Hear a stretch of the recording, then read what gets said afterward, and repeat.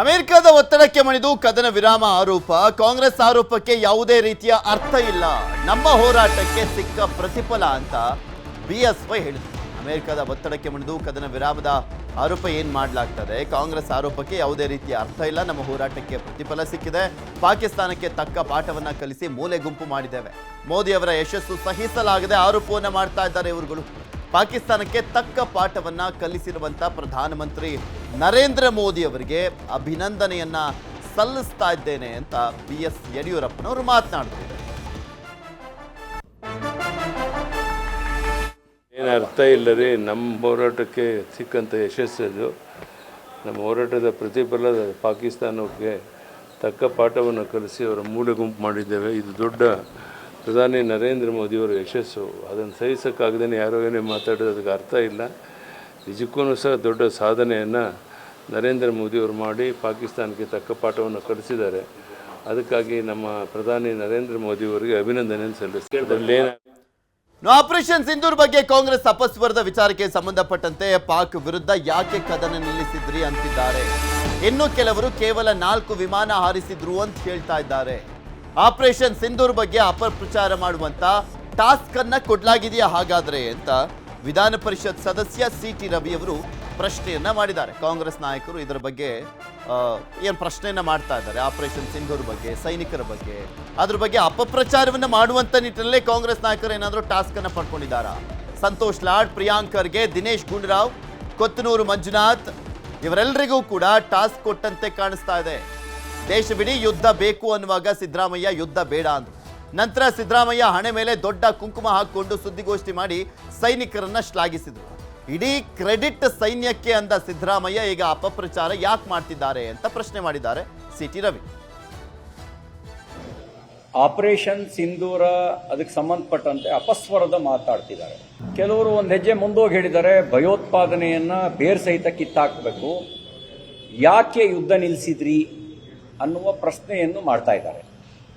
ಇನ್ನು ಕೆಲವರು ಬರೀವನ್ ಯಾಕೋ 4 ವಿಮಾನ ಹಾರೋಗಿ ಅದು ಹಿಂಗೆ ಹಂಗೆ ಅಂತ ಹೇಳಿದ್ರೆ ಸಾಕ ಅನ್ನುವ ಮಾತನ್ನು ಆಡಿದ್ದಾರೆ. ಇವರೆಲ್ಲರ ಹೇಳಿಕೆಯನ್ನು ಗಮನಿಸಿದರೆ ಅದು ಪ್ರಿಯಾಂಕಾ ಖರ್ಗೆ ಅವರ ಹೇಳಿಕೆ ಇರ್ಬೋದು, ಸಂತೋಷ್ ಲಾಡ್ ಅವರ ಹೇಳಿಕೆ ಇರ್ಬೋದು, ಕೃಷ್ಣ ಬೈರೇಗೌಡರ ಹೇಳಿಕೆ ಇರ್ಬೋದು, ಕೋಲಾರದ ಶಾಸಕ ಕೊತ್ತೂರು ಮಂಜುನಾಥ್ ಅವರ ಹೇಳಿಕೆ ಇರ್ಬೋದು, ಆಪರೇಷನ್ ಸಿಂಧೂರದ ಬಗ್ಗೆ ಅಪಪ್ರಚಾರ ಮಾಡುವ ಟಾಸ್ಕನ್ನೇ ಇವರಿಗೆ ಕೊಟ್ಟಂತೆ ಕಾಣುತ್ತೆ. ಮತ್ತು ಇವರ ನಾಯಕರುಗಳಲ್ಲೇ ದ್ವಂದ್ವ ಕಾಣ್ತಾ ಇದೆ.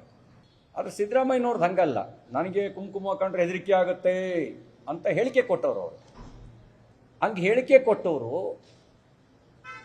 ಎಷ್ಟು ಅಂದರೆ ದೊಡ್ಡ ಅಗಲದ ಕುಂಕುಮ ಇಟ್ಕೊಂಡು ಬಂದಿದ್ರು.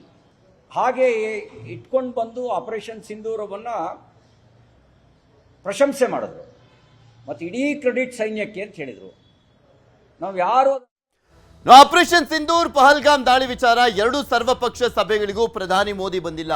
ಎಕ್ಸ್ ನಲ್ಲಿ ಪೋಸ್ಟ್ ಮಾಡಿ ಜೈರಾಮ್ ರಮೇಶ್ ಅಸಮಾಧಾನವನ್ನ ವ್ಯಕ್ತಪಡಿಸಿದ್ದಾರೆ. ಆಪರೇಷನ್ ಸಿಂಧೂರ್, ಪಹಲ್ಗಾಮ್ ದಾಳಿ ವಿಚಾರಕ್ಕೆ ಸಂಬಂಧಪಟ್ಟಂತೆ ಎರಡೂ ಸರ್ವಪಕ್ಷ ಸಭೆಗಳಿಗೂ ಪ್ರಧಾನಮಂತ್ರಿ ನರೇಂದ್ರ ಮೋದಿ ಬಂದಿಲ್ಲ. ವಿಶೇಷ ಅಧಿವೇಶನ ಕರೆಯೋದಕ್ಕೂ ಕೂಡ ನಿರಾಕರಿಸಿದ್ದಾರೆ.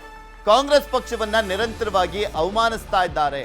ಪ್ರಧಾನಿ ಮೋದಿ ವಿರುದ್ಧ ಜೈರಾಮ್ ರಮೇಶ್ ಆರೋಪವನ್ನ ಮಾಡಿದ್ದಾರೆ. ಈಗ ವಿದೇಶಕ್ಕೆ ಸರ್ವಪಕ್ಷ ನಿಯೋಗ ಕಳಿಸಲಿಕ್ಕೆ ನಿರ್ಧಾರ ಮಾಡಿದ್ದಾರೆ.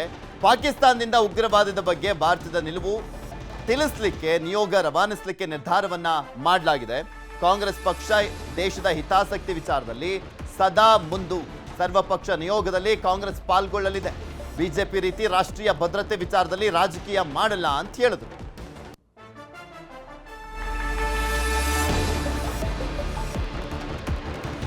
ಜೈರಾಮ್ ರಮೇಶ್ ಅವರು ಎಕ್ಸ್ ನಲ್ಲಿ ಪೋಸ್ಟ್ ಮಾಡಿ ಪ್ರಧಾನಿ ವಿರುದ್ಧ ಅಸಮಾಧಾನವನ್ನು ವ್ಯಕ್ತಪಡಿಸಿದ್ದಾರೆ. ಸರ್ವಪಕ್ಷ ನಿಯೋಗ ಹೋಗ್ಲಿಕ್ಕೆ ನಾವು ರೆಡಿ ಇದೀವಿ, ಆದರೆ ಇವರು ಆಪರೇಷನ್ ಸಿಂಧೂರ್ ಕೈಗೊಂಡಂತ ಸಂದರ್ಭದಲ್ಲಿ ಅದರ ಹಿಂದೆ ಪಹಲ್ಗಾಮ್ ನರಮೇಧ ಆದಂಥ ವಿಚಾರಕ್ಕೆ ಸಂಬಂಧಪಟ್ಟಂತೆ ನಡೆದಂಥ ಸರ್ವಪಕ್ಷ ಸಭೆಗಳಲ್ಲಿ ಯಾಕೆ ಪಾಲ್ಗೊಳ್ಳಿಲ್ಲ?